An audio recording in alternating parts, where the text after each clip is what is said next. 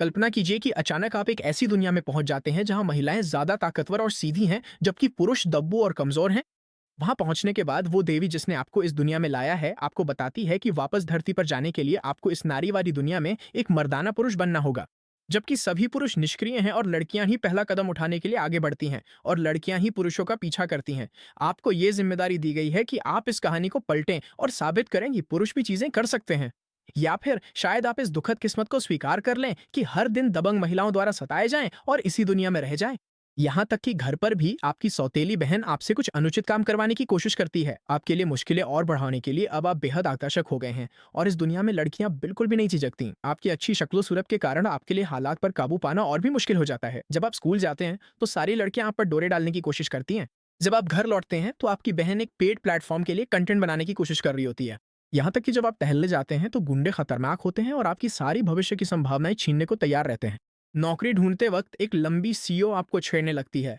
ऐसी दुनिया में आप लड़कियों को अपना दीवाना कैसे बनाएंगे? अगर आप हार गए तो आप स्त्री सुलभ बन जाएंगे। आपको जल्द ही खुद को एक चैड साबित करना होगा। हमारे नायक का नाम झांग हाओ है और मैं आपको उसके बारे में थोड़ी जानकारी देता हूँ। वो एक सीधा साधा लड़का है जो हर दिन अपने दोस्तों के साथ काम के बाद बाहर जाता है, शराब पीता है और बिना झिझक लड़कियों से फ्लर्ट करता है। लेकिन इस वक्त उसे लग रहा है कि यहाँ कुछ तो गलत जॉनर में चल रहा है। ये जेंडर बेंडर क्या है? क्या ये कोई सपना है? वो खुद से सवाल करता है। वो बताता है कि वो एक तनावपूर्ण दिन के बाद घर जा रहा था, तभी अचानक चांद लाल हो गया, शहर के सभी लोग गायब हो गए और अगली बात जो उसे याद है वो ये कि वो एक युवा सुंदर लड़के के रूप में जागा जिसकी सभी यादें बरकरार थीं। अचानक किसी ने उसके दरवाजे पर जोर से दस्तक दी। उसके पिता कह रहे हैं, हाओ हाओ तुम अभी तक क्यों नहीं जागे? हमारा नायक भ्रमित है। उसके पिता उसे उठने के लिए कहते हैं, मुझे पता चला था कि तुमने और लॉन्ग लॉन्ग ने आज खरीदारी के लिए कोई योजना बनाई है। तुम्हारे पिताजी कुछ किराने का सामान लेने जा रहे हैं। क्या तुम भूल गए? हम आंटी झांग के साथ रात का खाना खा रहे हैं। तुम एक लड़के हो और तुम्हें अपना ख्याल रखना चाहिए। जाओ अपने दोस्त से मेकअप करना सीख लो, क्योंकि मुझे यकीन है कि वो तुम्हें सिखा सकता है। अब उठो और कपड़े पहनो। हमारा लड़का खोया हुआ है, सोच रहा है मैं क्या हूँ, मेरा दोस्त मुझे मेकअप सिखाएगा। ये आखिर है कौन? ये लॉन्ग लॉन्ग नाम का लड़का कौन है? मुझे हाव हाव क्यों बुलाया जा रहा है? या इतनी क्यूट चीजें क्यों हैं? और पापा ने मुझे मेकअप लगाने के लिए क्यों कहा? अचानक उसका मोबाइल फोन बजता है और कोई चिल्लाता है, हाउ हाउ दरवाजा खोलो। वो सोचता है शायद ये उसका पिछली जिंदगी वाला भाई लॉन्ग है, एक मजबूत शरीर वाला लड़का जिसके टैटू हैं और जो सच्चा दोस्त था। हमेशा उसे लड़कों के साथ बियर पीने के लिए बुलाता था। तो वो जल्दी से अपनी क्यूट कपड़े उठाता है और दरवाजे की तरफ दौड़ता है।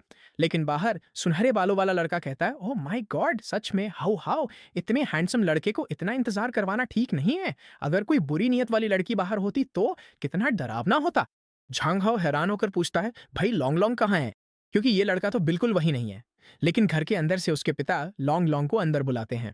उसके पिता उसके दोस्त को पकड़ के कहते हैं, देखो ये कपड़े, हाओ हाओ तुम्हें इससे अच्छा पहनना सीखना चाहिए। और लॉन्ग लॉन्ग उसके पिता को धन्यवाद देता है। लेकिन उसके पिता यही नहीं रुकते और कहते हैं कि उसकी त्वचा बहुत सूखी है, उसे स्किन केयर पर ज्यादा ध्यान देना चाहिए। हमारा नायक सोचता है, स्किन केयर, मेकअप, ये कौन सी दुनिया है जिसमें मैं आ गया हूँ? उसी समय उसे उस लड़के की कुछ यादें मिलती हैं जो पहले उसके शरीर में रहता था। इस दुनिया में लिंग भूमिकाएं उलट गई हैं और इतिहास की हर चीज बदल गई है। प्राचीन काल से ही इस दुनिया के सभी साम्राज्य महिलाओं द्वारा शासित रहे हैं और पुरुष घर पर रहकर बच्चों की देखभाल करते हैं। महिलाएं जैविक रूप से पुरुषों से अधिक मजबूत होती हैं, जबकि पुरुषों में ताकत, सहन शक्ति और शक्ति कम होती है। हमारा नायक बस ये जानना चाहता है कि वो इस मुसीबत में कैसे फंस गया। कुछ समय बाद शहर में घूमते हुए उसका दोस्त कहता है, अरे भगवान, हाउ हाउ हमें बाद में मॉल में जाकर नील्स करवाने चाहिए और तुम्हारे लिए कुछ फेशियल मास्क भी ले सकते हैं। और हाँ, क्या तुम्हारे पास पेपर स्प्रे है? मैंने सोशल मीडिया पर सुना है कि इन दिनों महिला गैंग और गुंडे और भी ज्यादा बेपरवाह हो गए हैं। हमारा नायक उस पर चिल्लाता है कि ये क्यूट चीजें छोड़ दे, तुम्हें मास्क खरीदना है खुद जाके खरीद लो, इस उल्टी दुनिया से मुझे कोई मतलब नहीं, यहाँ कोई जेंडर स्वैप नहीं होगा। वो लोंग लोंग की कलाई पकड़ता है और टैटू शॉप की ओर भागता है। चल भाई, अब इस लड़कियों वाले लुक को ठीक करेंगे।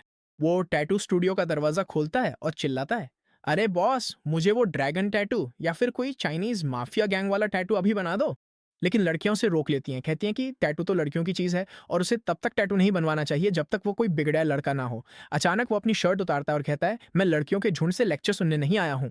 जब वे उसे बिना शर्ट के देखती हैं तो वो मशहूर उल्टा नाक से खून बहने वाला सीन हो जाता है। लड़कियां चिल्लाती हैं कि अगर वो कपड़े उतारने ही वाला है तो वे पैसे फेंकने को तैयार हैं। लेकिन वो नहीं रुकता और कहता है, मुझे एक नीला ड्रैगन, एक फीनिक्स और एक सफेद बाघ चाहिए। लेकिन लोंग लोंग उस पर चिल्लाती हैं, तुम बहुत बेहुदा हो रहे हो, बस करो। इतना सब होने के बाद वो घर लौटता है और सोचता है, हे भगवान, आज का दिन तो और भी खराब होता जा रहा है। लेकिन तभी इंसानियत के इतिहास की सबसे मोटी, सबसे रसदार, सबसे भरी पूरी सौतीली बहन सामने आ जाती है। वो बिना सोचे समझे उसके कमरे में घुस जाता है और फिर जल्दी से बाहर भाग जाता है। उसी दिन रात के खाने पर उसके पापा कहते हैं, मैंने पहले ही बताया था ना, तुम्हारी मौसी और छिन छिन कुछ दिन यहीं रहने वाली हैं। तभी उसे सारी बात समझ में आती है। उसके पापा दोबारा शादी कर रहे हैं और इसी वजह से वो लड़की यहाँ है। वे लोग यहाँ शिफ्ट हो रहे हैं क्योंकि ये घर बड़ा है। लेकिन छिन-छिन उसे देखना बंद नहीं करती। अपने कमरे में वापस आके वो थका हुआ महसूस करता है क्योंकि उसका शरीर बहुत कमज़ोर है, क्योंकि इसमें रहने वाला लड़का कभी कसरत नहीं करता था। वो सोचता है कि वो खुद को प्यारा मेकअप और कपड़े पहनकर सजते-संवरते हुए कल्पना भी नहीं कर सकता। कमबख्त आज तो मैं टैटू भी नहीं बनवा पाया। तो बस यही है, मैं एक ऐसी दुनिया में जी रहा हूँ जहाँ औरतें राज कर रही हैं, पापा और भाई दोनों ही बदल गए हैं। अगर सब कुछ उल्टा हो गया है, तो क्या मुझे भी औरतों जैसा व्यवहार करना पड़ेगा? वो चिल्लाता है, मैं ऐसा कभी नहीं करूँगा और एक टेडी बियर फेंक देता है। मुझे ये क्यूट सा सब करना पसंद नहीं है। लेकिन वो टेडी बियर कमरे में सबसे छोटा खिलौना बन जाता है जब उसकी तुलना दो विशाल गोलों से की जाती है। झांग हाओ माफी मांगता है, लेकिन उसकी बहन बिना किसी झिझक के दौड़ती है और उसे उठाकर फेंक देती है। बेचारा लड़का। हमारा हीरो उसे बताता है कि वो नशे में है, लेकिन वो बस उसका चेहरा पकड़कर एक गर्म चिपचिपे पहाड़ की सैर पर ले जाती है और पूछती है, हाओ हाओ, क्या तुमने मुझे मिस किया? उसे समझ नहीं आता कि क्या कहे। वो देखती है कि वो शर्मिंदा हो रहा है और पूछती है, तुम इतने लाल क्यों दिख रहे हो? क्या तुम बीमार हो? चाहो तो मैं देख लूं। जैंग हाओ, जिसकी नाक से खून बह रहा है और चेहरा बिल्कुल सीधा है, कहता है कि वो बिल्कुल ठीक है। उसी रात बाद में कोई कहता है, अब उठ जाओ। उसकी आंखें आधी बंद हैं, लेकिन अचानक वो देखता है कि वही मोटा सा जीव फिर से उस पर हमला करने को तैयार है। हमारा लड़का डर जाता है और पूछता है, ये क्या है? तुम कौन हो? वो पूछती है, तुम्हें याद नहीं मैं कौन हूँ?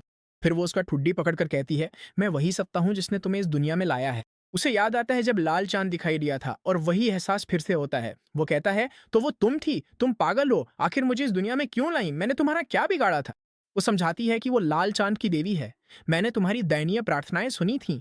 क्या तुम वही नहीं थे जो पुराने संसार में अब तक कुंवारे होने की शिकायत करते थे?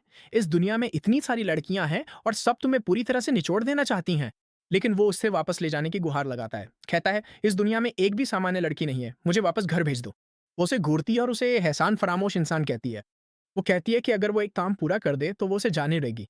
वो पूछता है कि काम क्या है और वो कहती है, पुरानी दुनिया में क्या तुम हमेशा असली मर्द बनने की बातें नहीं करते थे? क्या तुम ही नहीं थे जिसने कहा था कि असली मर्दों को हमेशा ताकतवर होना चाहिए? क्या ये वही बात नहीं है जो तुमने कही थी? जो काम मैं तुम्हें दूंगी वो बहुत आसान है। अगर तुम इस नारीवादी दुनिया में असली मर्द बन गए तो शायद तुम्हें वापस जाने का मौका मिल जाए। लेकिन अगर तुम ऐसा नहीं कर पाए तो तुम्हें इस दुनिया में घुल मिल जाना पड़ेगा। वो पूछता है कि क्या इसका मतलब है कि वो एक फेम बॉय बन जाएगा? और वो जवाब देती है, शायद, लेकिन क्या ये वाकई इतना बुरा है? फिर वो गायब हो जाती है, उसे दुनिया आजमाने के लिए कहती है और कहती है कि अगर वो चाहे तो हर दिन बहुत अच्छा समय बिता सकता है। अगले दिन वो उठता है और सोचता है, यार ये कितना अजीब सपना था। लेकिन जब वो अपनी बगल में देखता है तो उसे एहसास होता है कि ये सपना नहीं था। वो तैयार होने लगता है और सोचता है, अब मैं सबके बारे में आखिर कैसा महसूस करूं? लेकिन एक बात तो पक्की है, मैं एक लड़के के लिए बहुत ज्यादा सुंदर दिख रहा हूँ। वो तय करता है कि उसे इस दुनिया के बारे में और जानना होगा। कुछ समय बाद बहुत सारे अखबार पढ़ने के बाद वो सोचता है, ये तो मजाक है। एक 20 साल के पुरुष कॉलेज छात्र पर इसलिए मुकदमा किया गया क्योंकि उसने एक अमीर गाय पालने वाली लड़की से शादी करने से इनकार कर दिया था। एक और छात्र लड़के को अपनी पत्नी की हत्या के लिए सजा सुनाई गई। ये सब क्या चल रहा है?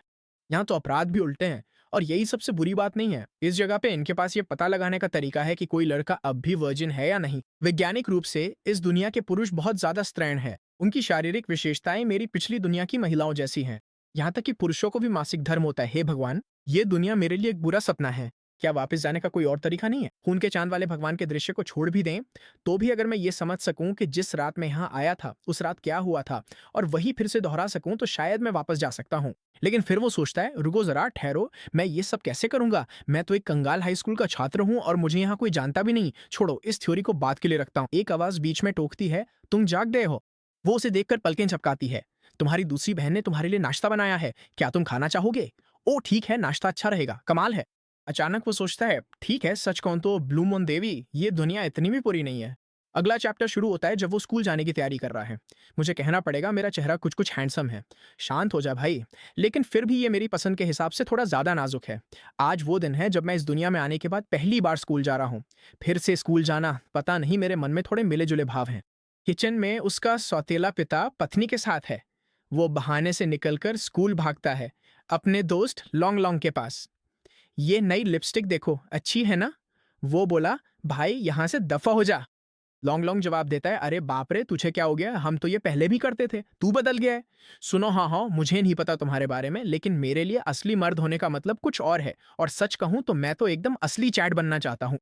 लॉन्ग लॉन्ग कहता है, हाउ हाउ तुम चैट बनना चाहते हो, मतलब उन माचो मर्दों जैसा, ये ठीक नहीं है, कोई भी तुमसे शादी नहीं करना चाहेगा। वो गुस्सा हो रहा है, तुम क्या कह रहे हो? लेकिन फिर लॉन्ग लॉन्ग उसे पकड़ लेता है और कहता है, वहां कोई हमें देख रहा है। तो क्या, हम तो दो लड़के हैं। लॉन्ग लॉन्ग जोर देके कहता है, उधर देखो, वहां एक लड़की खड़ी है जो किसी रैचेट मॉड जैसी दिखती है। जैंग हाउ कहता है, क्या तुम उससे डर रहे हो? हम जैसे दो बड़े मर्द उस जैसी लड़की से डरेंगे? वो तो बिल्कुल भी खतरनाक नहीं है, और अगर वो तुम्हें चोट पहुंचाने यहाँ आती है तो मैं उसे भी वैसे ही थप्पड़ मार दूंगा। मैं तो जेंडर इक्वालिटी में विश्वास करता हूँ। लॉन्ग लॉन्ग पसीना पसीना हो रहा है। नहीं नहीं नहीं, क्या तुम सो रहे हो? कैसी बकवास कर रहे हो? तुम तो एक ईंट भी नहीं उठा सकते। जैंग हाओ जवाब देता है, क्या कह रहे हो? मैं तो हर रात जिम जाता था, मैं एमए क्लब भी ज्वाइन करता था। वो लॉन्ग लॉन्ग को पकड़कर स्कूल की तरफ दौड़ता है। लॉन्ग लॉन्ग विरोध करता है, हे भगवान, मुझे दौड़ना बिल्कुल पसंद नहीं है, अब फिर से मेकअप करना पड़ेगा। जैंग हाओ सोचता है, मैं दौड़ क्यों रहा हूं और ये शरीर इतना कमजोर क्यों है? लेकिन फिर वे एलिसियम बिजनेस स्कूल पहुंच जाते हैं। यहाँ भी सब कुछ उनके पुराने संसार से बिल्कुल अलग है। यहाँ लड़कियां वाकई में ज्यादा ताकतवर हैं। सोचने वाली बात है कि जेंडर रोल्स इतने ज्यादा बदल गए हैं, और ऊपर से उसका मौजूदा परिवार इतना अमीर है कि उसे ऐसे प्राइवेट स्कूल में भेज सकता है।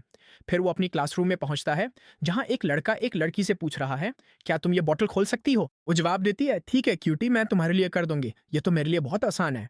वो सोचता है, क्या लड़का खुद से बोतल भी नहीं खोल सकता? वो बोतल पकड़ता है। मुझे कोशिश करने दो, मैं मानने को तैयार नहीं हूं कि मैं ये पानी की बोतल भी नहीं खोल सकता।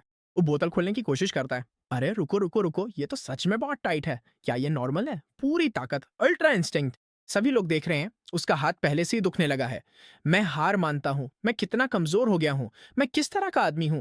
अगर मैं पानी की बोतल भी नहीं खोल सकता तो मैं नाकाम हूं। लड़की आसानी से लड़के के लिए बोतल खोल देती है। कई लड़कियां उसके आसपास इकट्ठा हो जाती हैं। क्या हुआ? हाओ हाओ, क्या तुम चाहते हो कि मैं तुम्हारे लिए बोतल खोल दूं? मैं कर सकती हूँ। सच कहूं तो ये दुनिया इतनी भी बुरी नहीं है ना? लेकिन वो बस अपनी डेस्क पर बैठा रहता है, खुद को हारा हुआ महसूस करता है। लॉन्ग लॉन्ग ये देखता है और कहता है कि वो अजीब व्यवहार कर रहा है। तो उसकी चिंता मत करो, भावनात्मक चोट। अगला अध्याय शुरू होता है जब वो गलियारे में चल रहा होता है। लॉन्ग लॉन्ग उसके साथ रहना चाहता है। रुको मेरे लिए, हाओ हाओ, हमें साथ में टॉयलेट जाना चाहिए। वो बस भाग जाता है, बिल्कुल नहीं, मुझे उसकी जरूरत नहीं है। जैसे ही वो गलियारों से गुजरता है, सारी लड़कियां कहती हैं, ओ माय गॉड, उसकी त्वचा देखो कितनी चिकनी और गोरी है, उसकी कमर कितनी सुंदर है, मैं उसे छूना चाहती हूँ, वो कितना ड्रीम बॉय है। ओहो, तो यही है यौन उत्पीड़न का एहसास, है ना? वो सोचता है, मुझे अपने शरीर के लिए कुछ करना होगा, मैं अभी भी बहुत कमजोर हूँ। मुझे कोई ऐसी जगह ढूंढनी है जहां मैं व्यायाम कर सकूं, जहां मैं और मजबूत बन सकूं। वो अपने फोन पे मुई थाई की शुरुआती क्लासेस देखता है। ये तो सही लग रहा है, मुझे इसे देखना चाहिए। लेकिन सिर्फ मसल ट्रेनिंग से मैं असली चैट नहीं बन सकता, मुझे मानसिक रूप से भी इसके लिए तैयार रहना होगा। आखिर नाव कौन उठाएगा? असली चैट बनना एक मानसिक स्थिति है। तभी उसकी क्लासमेट युआन युआन उससे बात करने आ जाती है। उसकी अचानक मौजूदगी से वो चौंक जाता है। क्या तुम कोई निंजा हो? तुम तो चुपके से आ गई। वो माफ़ी माँगती है, कहती है कि वो उसे बुला रही थी, लेकिन वो तो बस अपने फ़ोन में ही देख रहा था। अचानक वो बहुत जल्दी बहुत पास आ जाती है और पूछती है कि क्या उसे यकीन है कि वो कुछ गलत नहीं कर रहा? तुम किसी लड़की से तो बात नहीं कर रहे हैं ना? वो घबरा जाता है। नहीं, नहीं, बिल्कुल नहीं, मैं ऐसा कभी नहीं करूँगा। मैं तो पारंपरिक लड़का हूँ, इतना पास मत आओ। लड़के और लड़कियों को सार्वजनिक जगहों पर इतना पास नहीं होना चाहिए। लेकिन वो तेज़ है। वो उसका हाथ पकड़ लेती है और कहती है कि उसके हाथ कितने मुलायम और खूबसूरत हैं। ओ भगवान! ये लड़कियाँ कितनी आगे बढ़ गई हैं, वो सोचता है। युआन युआन, खुद पर ध्यान दो, लड़कियों को ऐसा व्यवहार नहीं करना चाहिए। वो देखती है कि आज वो कुछ अलग है। तुम पहले ऐसे बर्ताव नहीं करते थे, वो कहती है। शायद तुमने हाल ही में ठीक से नींद नहीं ली है। मुझे एक अच्छा मसाज तरीका आता है, आओ मैं तुम्हारे हाथ दबा दूं। वो उसे पकड़ने के लिए आगे बढ़ती है, लेकिन वो उसे रोकने की कोशिश करता है।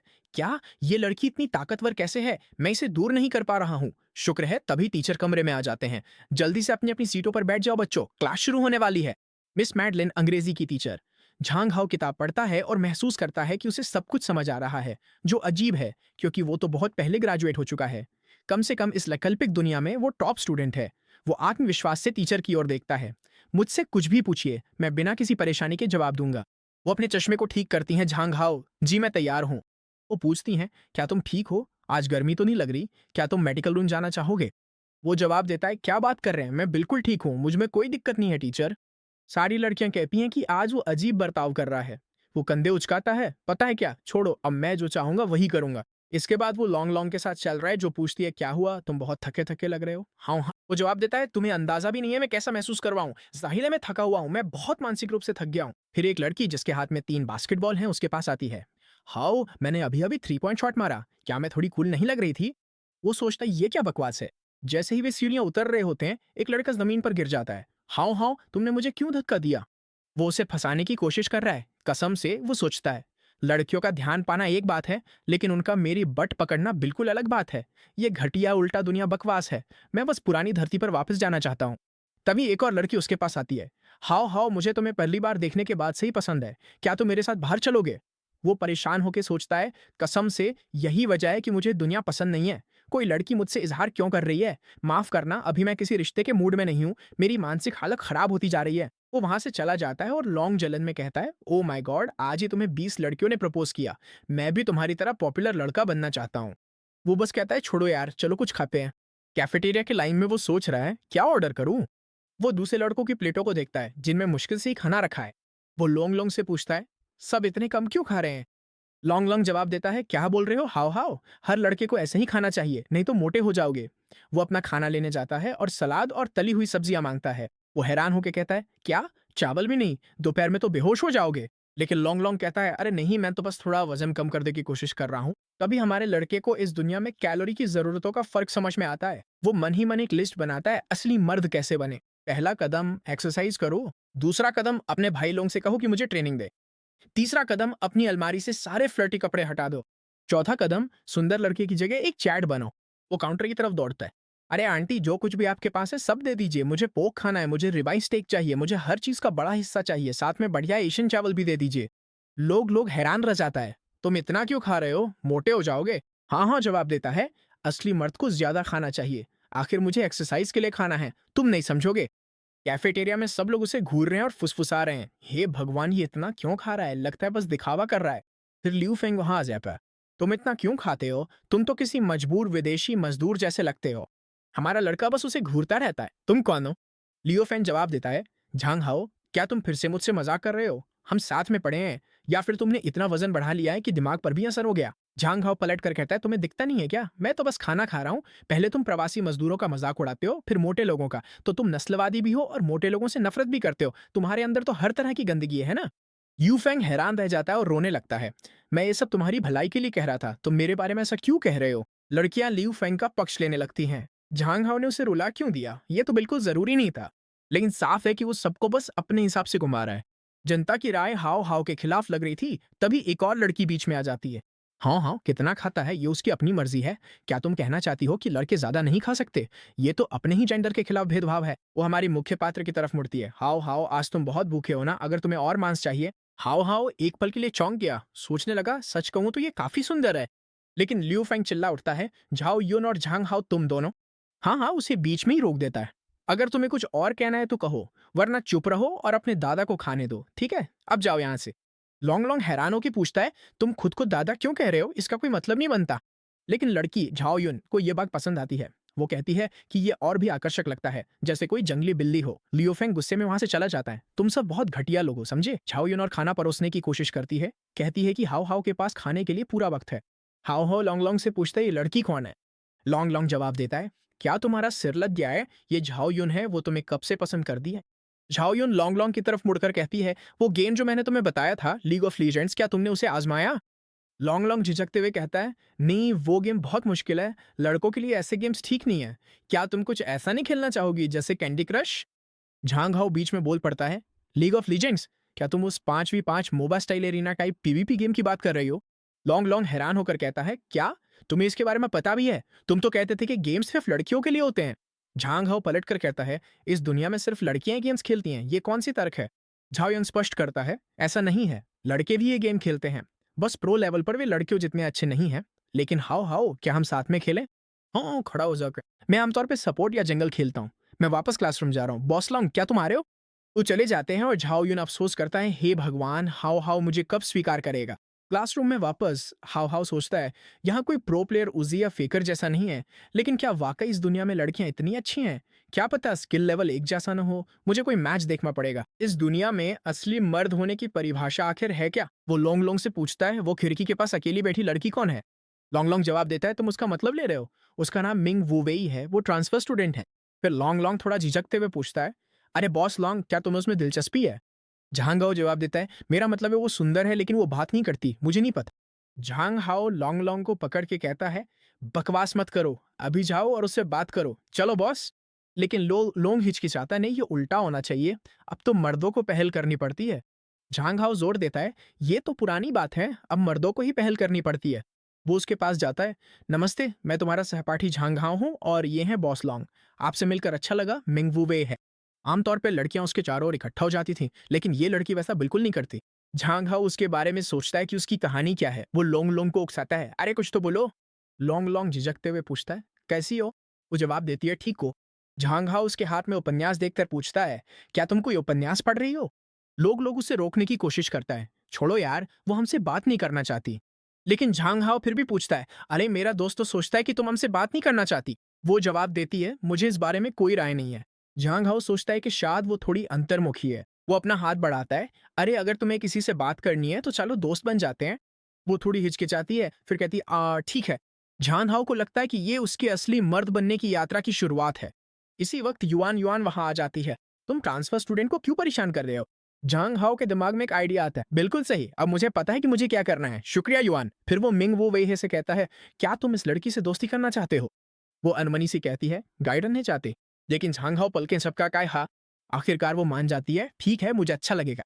जब झांग हाओ अपनी डेस्क की ओर लौटता है, युआन कहती है, धन्यवाद। वो मुस्कुराकर जवाब देता है। घर लौटकर झांग हाओ कुछ सिग्मा मेल म्यूजिक सुन रहा है। या तुम मेरा दिल तोड़ सकती हो? अचानक उसकी बहन वहां आ जाती है, तुम अपने कमरे में यहाँ क्या कर रहे हो? वो जवाब देता है, बस थोड़ा म्यूजिक सुन रहा हूँ, तुम्हें कुछ चाहिए था? वो उसके पास आती है, क्या हुआ हाओ हाओ? वो बात को टाल देता है, कुछ नहीं। वो और करीब आ जाती है, क्या मैं भी सुन सकती हूँ? झांग हाओ घबरा झापर, हे भगवान, इतनी करीब क्यों आ रही हो लड़की? वो कहती है, लगता है हाव हाव को रॉक म्यूजिक सुनना पसंद है। मेरा मानना है कि हमारा हाव हाव बाकी लड़कों से बहुत अलग है। अलग होना कोई बुरी बात तो नहीं है ना? जैसे ही वो और करीब आती है, वो सोचता है, ये इतनी पास क्यों आ रही है? अब क्या करूं? एक असली मर्द क्या करता? उसके कंधों पे बैठा फरिश्ता और शैतान आपस में बहस करने लगे हैं। फरिश्ता कहता है, सहन कर हाव हाव, सिग्मा मेल का रास्ता है कि प्रलोभन का विरोध करो। शैतान जवाब देता है, सिग्मा विग्मा छोड़ भाई, असली अल्फा मेल वही है जो सबसे ऊपर हो। अगर लड़की खुद सामने आ रही है तो उसे अपनाना ही पड़ेगा। घबराहट में वो उसके कंधों को पकड़कर उसे बिस्तर पर फेंक देता है। वो हैरानी से उसकी ओर देखती है, अरे हाँ हाँ क्या हो गया, क्या तुम्हें गले लगने की जरूरत है? वो पसीना पसीना हो रहा है, खुद पर काबू पाने की कोशिश कर रहा है। सुनो, अब मुझसे और नहीं रोका जा रहा। अचानक उसके दिमाग में एक अजीब सी याद चमकती है, तुम मेरी हो, तुम जहां भी जाओगी मैं तुम्हें ढूंढ लूंगा। वो चौंक जाता है और पीछे हट जाता है। ये क्या था? ये याद अचानक क्यों आई? उसकी बहन चिंता में उसके कंधों को पकड़ लेती है, क्या तुम बीमार हो? हाँ हाँ, तुम्हारा चेहरा कुछ पीला लग रहा है। वो बात को टाल देता है, कहता है कि उसे बस थोड़ी नींद चाहिए। क्या तुम्हें लगता है कि छोटे बालों में मैं और अच्छी लगूंगी? वो उलझन में जवाब देता है, तुम किसी भी लुक में अच्छी लगती हो। वो सोचता है, क्या सिर्फ मुझे ही लग रहा है या मेरी देवी जैसी बहन थोड़ी अजीब है? छोड़ो, मुझे तो पक्का सिस्कॉन हो गया है। इस बीटा मेल वाली हालत से जल्दी बाहर निकलना होगा। अपनी छवि बदलने के इरादे से झांग हाओ एक सलून जाता है। वहां की अटेंडेंट उसका स्वागत करती है। क्या आप बाल कटवाने आए हैं? आप तो पहले से ही इतने सुंदर लग रहे हैं, मैं आपके लिए सबसे अच्छा हेयर ड्रेसर बुलाती हूँ। वो जोर देके कहता है, मैं ठीक हूँ, मुझे बस बाल कटवाने हैं, इससे फर्क नहीं पड़ता। कुछ देर बाद एक महिला वहां आती है, यहाँ बैठिए खूबसूरत, आपको किस तरह की हेयर स्टाइल चाहिए? वो जवाब देता है, मुझे सच में कोई फर्क नहीं पड़ता, बस छोटे कर दीजिए, जैसे चाहे वैसे काट दीजिए, सुंदर दिखना जरूरी नहीं है। हेयर स्टाइलिस्ट हैरान सी दिखती है, ऐसी रिक्वेस्ट तो मैंने पहले कभी नहीं सुनी। कोई भी स्टाइल चलेगा है ना? वो सोचती है, समझ गई, वो तो इसका उल्टा चाहता है। हेयर स्टाइलिस्ट मजाक में कहती है, शायद वो चाहता है कि मैं उसे और भी अच्छा दिखाऊं। हाँ, बड़ा चालाक है। फिर वो उससे कहती है, मैं आपको और भी हैंडसम बना दूंगी। काफी देर बाद आखिरकार वो काम पूरा कर लेती है। सब हो गया, बताइए क्या अब बाल काफी छोटे हैं? झांग हाओ हैरान रह जाता है, सोचता है ये क्या हो गया, उसने तो बाल छोटे कर दिए, लेकिन अब तो मैं और भी क्यूट लग रहा हूँ। हेयर स्टाइलिस्ट कहती है, पैसे देने की जरूरत नहीं है, मुझे बस एक फोटो चाहिए ताकि हम इसे अपने आने वाले ग्राहकों के लिए प्रमोट कर सकें। वो जल्दी से मना कर देता है, कोई फोटो नहीं, मैं इसका पेमेंट कर दूंगा। वो अनमने मन से मान जाती है, ठीक है, अगर आपको कभी प्रोफेशनल सैलून से कोई मदद चाहिए हो तो मुझे बताइएगा। जैसे ही वो बाहर निकलता है, झांग हाओ सोचता है, थोड़ी सी एक्स्ट्रा स्टाइल और करिश्मा होना अच्छा है, लगता है मुझे इसकी आदत डालनी पड़ेगी। बाद में घर लौटकर वो अपनी नई हेयर स्टाइल को गौर से देखता है। वाह, ये हेयर स्टाइल तो बिल्कुल भी दबंग मर्द जैसा नहीं लग रहा। अभी के लिए तो ये मजेदार है। बाल कटवाना हो गया, अब मुझे नए कपड़े चाहिए, चलो देखते हैं अभी मेरे पास क्या है। वो अपनी अलमारी में कपड़े ढूंढता है, झुंझलाया हुआ, धत, मेरे पास ऐसे ही कपड़े क्यों आए? कुछ देर बाद उसके पापा उसे बुलाते हैं। क्या बात है? उसके पापा हैरान होकर पूछते हैं, तूने अपने बालों का क्या हाल कर लिया, इतना छोटा क्यों कटवा लिया? झांग हाओ समझाने की कोशिश करता है, अरे पापा, मैंने खुद ही ऐसे बाल कटवाए हैं, ये मेरी आंखों में आ रहे थे और मुझे ठीक से दिख नहीं रहा था। उसके पापा साफ नाराज होकर कहते हैं, क्या तू मुझे चिढ़ाना चाहता है? तुझे इसमें मजा आ रहा है? आखिर क्यों कटवाए बाल? इससे पहले कि बात बढ़े, छिनछिन बीच में आ जाती है। वो मुस्कुराती है, तुम्हें कैसा लगा? झांग हाओ सोचता है, हे भगवान, ये क्या हो गया? फिर वो अपने पापा से कहती है कि थोड़ा शांत हो जाएं, उसने कुछ गलत नहीं किया है, वो ऐसे और भी प्यारा लग रहा है, तो इतना गुस्सा मत करो। सब कुछ शांत होने के बाद वो झांग हाओ से कहती है कि उसके कमरे में आओ, कहती है कि उसके लिए एक तोहफा है। वो जिज्ञासु होकर सोचता है, हे भगवान, उसका कमरा कैसा दिखेगा? मुझे नहीं पता मैं क्या उम्मीद कर रहा हूँ, शायद बिल्कुल सामान्य ही होगा। वो अपनी डेस्क पे जाती है और कुछ उठाती है, कहती है कि उसने जल्दी में खरीदा था, लेकिन उम्मीद है कि उसे पसंद आएगा। झांग हाओ हैरान रह जाता है जब देखता है कि वो एक जोड़ी बालियां हैं। उसे लगता है कि महंगी लग रही हैं, लेकिन वो उसे आश्वस्त करती है, जब तक तुम्हें पसंद है मैं तुम्हारे लिए कुछ भी खरीद लूंगी। वो मनी मन सोचता है, ये क्या हो गया, मुझे नई बहन मिली है या कुछ शुगर मम। अपने कमरे में झांग हाओ काले हीरे की बालियों को घूरता है, सोचता है कि इन्हें वापस कर दे या नहीं, लेकिन एक गरीब लड़का होने के नाते वो तय करता है कि इन्हें रख लेगा। इसी वक्त उसे वोंग वोंग का एक मैसेज। हाँ हाँ, ये देखो, मेरा नया नॉवेल आ गया है, मैंने कॉन्ट्रैक्ट भी साइन कर लिया है। सॉफ्ट और क्यूट फैम बॉय बनाम तगड़ी सीईओ बॉस लेडी, एक मना किए गए प्यार की कहानी। झांग हाउ सोचता है, ये क्या है? फिर उसके दिमाग में एक आइडिया, सही है, मैं भी एक नॉवेल लिख सकता हूँ। मैं अपनी दुनिया की कुछ कहानियां यहाँ ला सकता हूँ और जल्दी से कुछ पैसे कमा सकता हूँ। देखता हूँ क्या लिखूं, the return of the SS soldier, या शायद सोलो लेवलिंग, या फिर ओवरफ्लो ही बॉय।